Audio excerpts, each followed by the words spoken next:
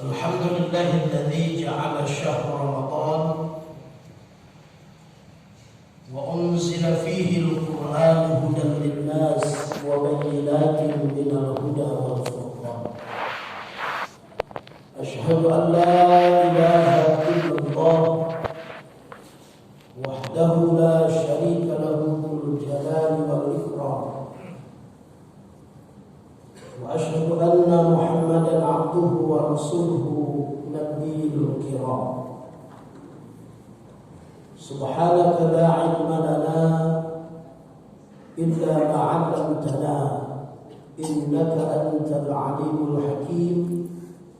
لا حول ولا قوة إلا بالله العلي العظيم.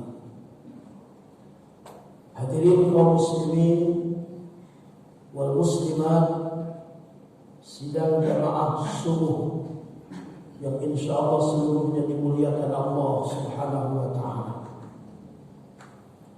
Marilah sama-sama kita memanjatkan puji dan syukur kehadirat Allah Subhanahu wa taala. Alhamdulillah, sampai hari ini kita masih dianugerahi oleh Allah berbagai macam nikmat, rahmat dan karunia-Nya. Di antaranya adalah nikmat kesehatan, kesempatan, nikmat iman, taufik dan hidayah. Yang dengan nikmat-nikmat itu alhamdulillah kita masih dapat melaksanakan ibadah kepada Allah Subhanahu wa taala. Siang harinya kita melakukan ibadah shaum, malam Ramadan ini kita hidupkan dengan aktivitas ibadah, qiyamul lail, tadarus Al-Qur'an. Kemudian kita juga dapat lama-lama beriktikaf di masjid. Seluruhnya adalah ibadah, dan kita selalu berharap berdoa kepada Allah semoga ibadah-ibadah kita diterima Allah Subhanahu wa taala. Tidak lupa kita untuk selalu berselawat kepada Rasulullah Muhammad sallallahu alaihi wasallam beserta keluarga dan sahabat-sahabat beliau sekalian. Bapak Ibu yang dimuliakan Allah, subuh ini merupakan subuh istimewa karena berada di hari yang baik dan juga di bulan yang agung. Jumat adalah merupakan penghulu seluruh hari. Disebutkan oleh Rasulullah, al-Jum'atu huwa sayyidul ayyam. Jumat itu adalah penghulu seluruh hari. Ar-Ramadan huwa sayyidul syuhur. Sedangkan Ramadan adalah penghulu seluruh bulan. Jadi subuh ini kita berada di bulan yang baik, hari yang baik, maka mudah-mudahan kita termasuklah orang-orang yang baik di sisi Allah Subhanahu wa taala. Bapak Ibu yang dimuliakan Allah, saya ingin menyampaikan tema ceramah singkat ini, yaitu tentang birrul walidain. Mungkin kalau tentang ibadah shaum banyak ustaz-ustaz lain yang menyampaikan. Birrul walidain maknanya berbakti kepada kedua orang tua. Ibadah ini adalah ibadah yang luar biasa sesungguhnya. Tapi memang kadang-kadang agak sedikit terabaikan dalam kehidupan kita. Allah Subhanahu wa taala menempatkan ibadah birrul walidain ini urutan kedua setelah menyembah Allah Subhanahu wa taala. Banyak ayat-ayat Al-Qur'an sebagai dalil rujukan kita tentang ibadah birrul walidain ini. Tapi kesempatan subuh ini karena waktu singkat, mungkin dua saja ayat yang kita jadikan sebagai dalil landasan tentang betapa pentingnya birrul walidain. Yang pertama kita dapati dalam Quran surah An-Nisa ayat 36. Allah Subhanahu wa taala berfirman dalam potongan ayat itu, a'udzu billahi minasyaitonir rajim, wa'budullaha wa la tusyriku wa bil walidaini ihsana. Kata Allah Subhanahu wa taala, wa'budullah, dan sembahlah Allah. Wa la tusyriku, jangan sekali-kali mensyarikatkan Allah. Jangan sekali-kali menyekutukan Allah dengan apapun. Allah paling marah ketika disekutukan. Karena itu Allah Ahad, Allah itu esa. Walam yakul lahu kufuwan ahad. Tidak ada sesuatu pun yang dapat menyerupai Allah Subhanahu wa taala, apapun itu. Maka Allah sangat marah kepada orang yang mensyarikatkannya. Perintah Allah, wa'budullah wa la tusyriku. Sembahlah Allah, jangan sekali-kali menyekutukannya. Setelah itu kata Allah, wa bil walidaini ihsana. Dan kepada kedua ibu bapakmu, kepada orang tuamu berbuat baik. Ini perintah dari Allah. Setelah diperintahkan kita menyembah Allah, tidak menyekutukannya dengan apapun, selanjutnya kata Allah, berbuat baiklah kamu kepada kedua orang tua. Lalu dalam Quran surah Al-Isra ayat 23, Allah juga berfirman, a'udzubillahi minasyaitonir rajim, wa qadha rabbuka alla ta'budu illa iyyah wa bil walidaini ihsan. Kata Allah, Allah telah mewajibkan kepada kalian alla ta'budu illa iyyah, agar kalian tidak menyembah apapun kecuali hanya kepadanya, kepada Allah Subhanahu wa taala. Di ujungnya sama dengan ayat An-Nisa tadi, wa bil walidaini ihsana, dan kepada kedua orang tuamu berbuat baiklah kalian. Bapak Ibu yang dimuliakan Allah Subhanahu wa taala, semua kita belum tentu sebagai orang tua, tapi semua kita pasti seorang anak. Kita yang hadir ini, jamaah subuh pagi ini, belum tentu semua orang tua, tapi pasti dan pasti kita ini adalah seorang anak. Kita punya orang tua. Kita dilahirkan oleh ibunda kita. Oleh karena kita seorang anak, maka ayat tadi yang saya bacakan sebagai landasan dalil, tentu ini tujuannya kepada kita para anak-anak. Bagaimana supaya kita dapat menjalankan perintah Allah Subhanahu wa taala, agar kita selalu berbuat baik kepada kedua orang tua. Apakah orang tua kita itu masih hidup di dunia ini, ataupun orang tua kita sudah berada di alam barzakh, sudah mendahului kita. Jangan kita pikir karena orang tua tidak ada lagi di dunia bersama kita, lalu kita pun melupakan mereka. Tidak. Banyak dalil-dalil dari hadis Rasulullah SAW bagaimana caranya kita seorang anak berbakti kepada kedua orang tua, berbuat baik kepada orang tua walaupun orang tua sudah berada di alam barzakh. Bapak Ibu yang dimuliakan Allah Subhanahu wa taala, kesuksesan kita dalam hidup ini sesungguhnya, kalau kita mau merenung, maka yang kita raih ini tidak ada apa-apanya tanpa andil orang tua kita.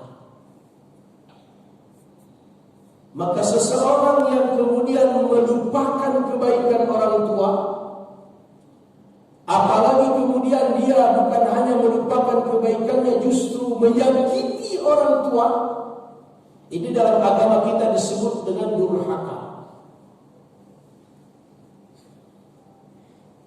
Dan durhaka ini Bapak Ibu yang dirahmati Allah termasuk al-kabair, termasuk dosa besar. Gak main-main ini. Kita harus cepat-cepat meminta maaf kepada kedua orang tua kita manakala kita pernah di dalam pergaulan kita melukai perasaannya, baik dengan tingkah laku kita maupun dengan kata-kata. Lalu kemudian kita memperlakukan orang tua kita dengan sebaik-baiknya. Bahasa Al-Quran pernah mengatakan, "Fala taqul lahuma uff wa qul lahuma qawlan karima." Jangan sekali-kali kamu kepada orang tua mengatakan, bahasa terjemah Al-Quran ada yang ada yang us. Cuma mengatakan, kalau bahasa kita bilang saja sebagai tanda penolakan kalau kita diminta sama orang tua, tidak boleh. Apalagi lebih dari itu, hingga melukai perasaannya, sedih mak kita, menetes air matanya, maka ini sebuah kedurhakaan. Wa qul lahuma qawlan karima, berkatalah kepada kedua orang tuamu dengan kata-kata yang mulia, karim, mulia. Bukan hanya sekedar sopan, tapi mulia. Kalimat-kalimat yang harus kita sampaikan kepada orang tua, kalimat-kalimat mulia, pujian, menyenangkan hatinya. Macam mana orang tua kita itu gembira ketika kita bicara. Orang tua itu merasa senang kalau kita berikan kabar. Masya Allah. Bapak Ibu yang dirahmati Allah, kalau kita melukai hatinya, menyakiti perasaannya, maka ini durhaka namanya. Dan ketika kita sudah durhaka, tidak ada apa-apanya hidup ini. Rajin sholat kita, puasa nggak pernah tinggal, tarawih siang malam, tarawih siang malam, infak sedekah terus menerus. Tapi kalau kita ada kedurhakaan kepada orang tua, nggak ada hati. Kenapa? Kata Rasulullah Sallallahu Alaihi Wasallam, ridallah fi ridal walidain, wa sukhtullah fi sukhtil walidain.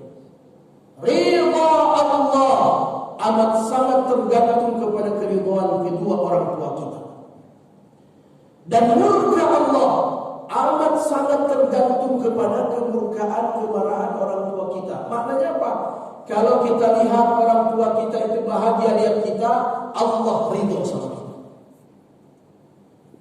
Tapi dengan tingkah laku kita, kata-kata kita, orang tua kita merasa sedih hatinya, bahkan berlinang air matanya, ingat, hati-hati.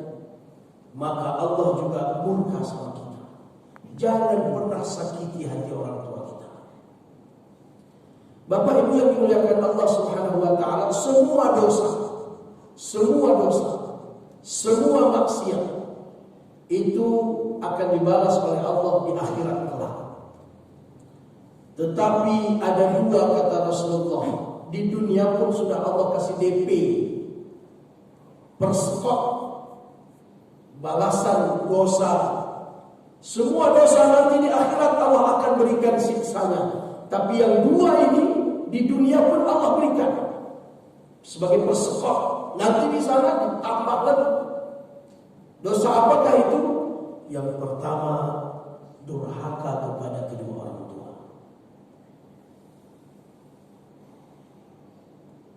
Yang kedua, dosa berzina. Ketika seseorang melakukan perzinahan, maka dua dosa ini, dua maksiat ini, di dunia pun sudah Allah berikan hukuman sebagai DP-nya. persekotnya. Di akhirat kalau dia tidak bertobat, tidak meminta maaf kepada orang tuanya, maka dia pun akan disiksa. Bapak Ibu yang dimuliakan Allah Subhanahu wa taala.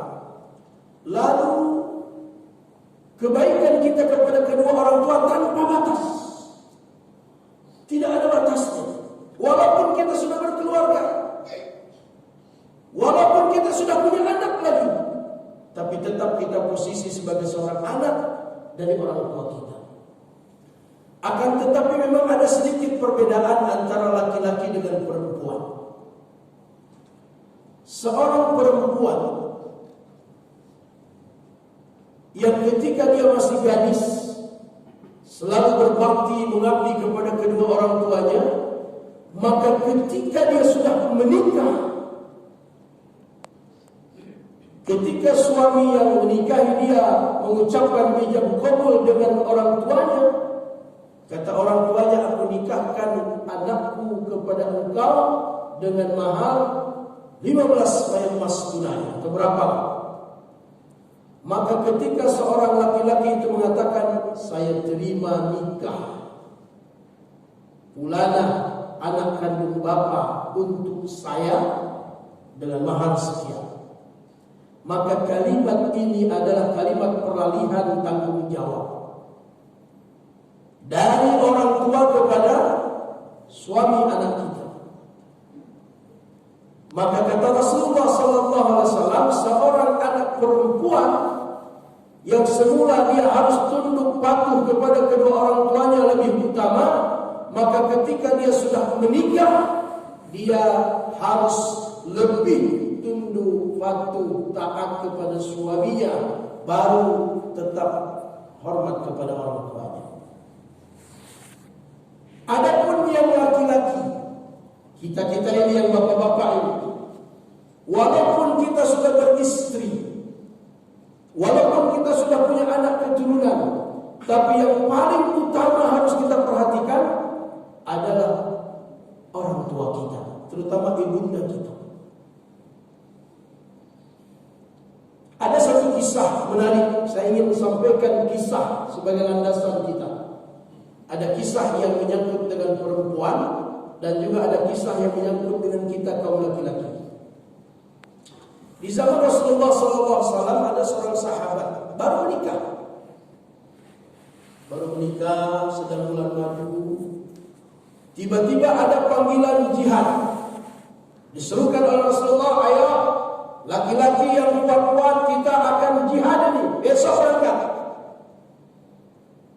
Orang ini karena memang sejak muda selalu ikut berjihad, tidak pernah ketinggalan.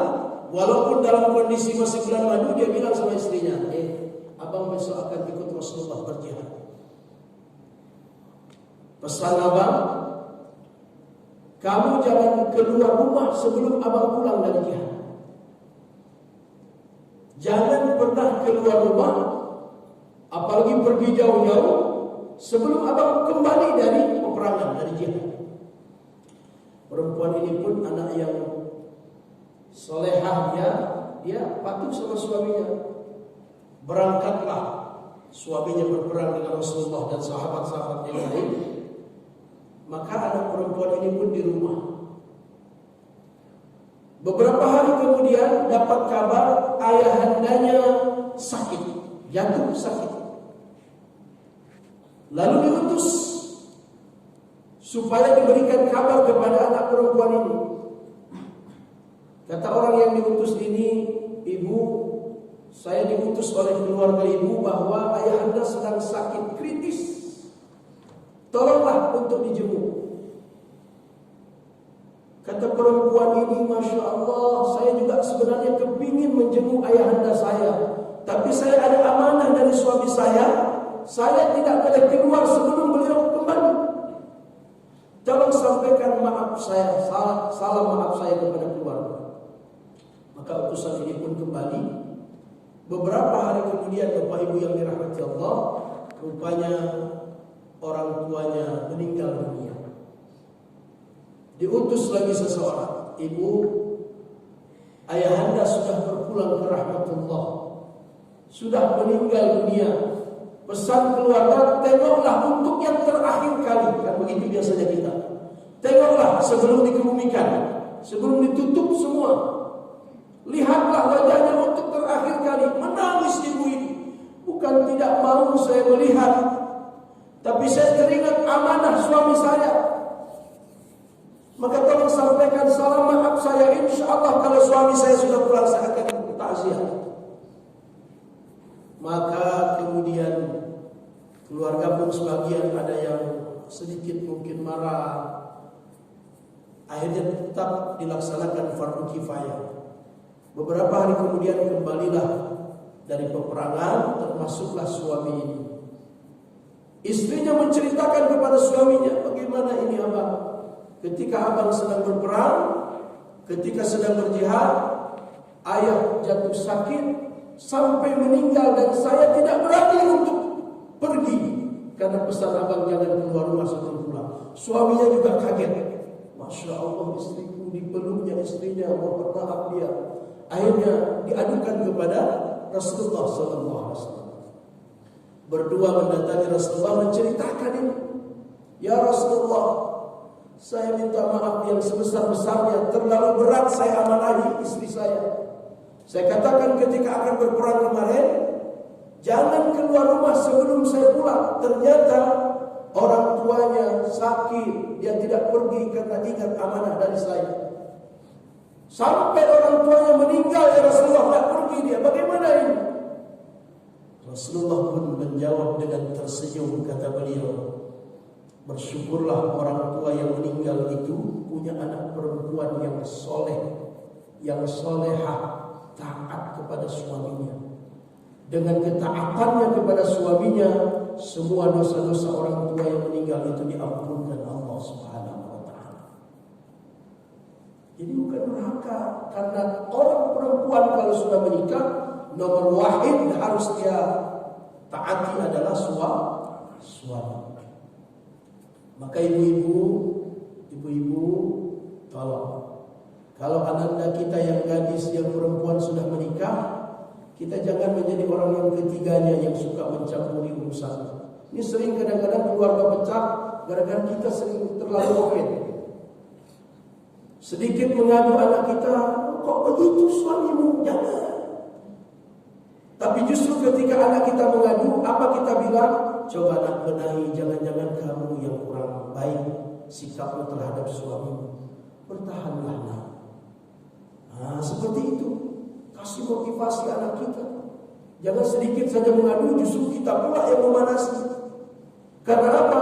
Karena surganya perempuan-perempuan yang sudah berkeluarga itu di tangan suaminya. Bagaimana dengan yang laki-laki? Satu kisah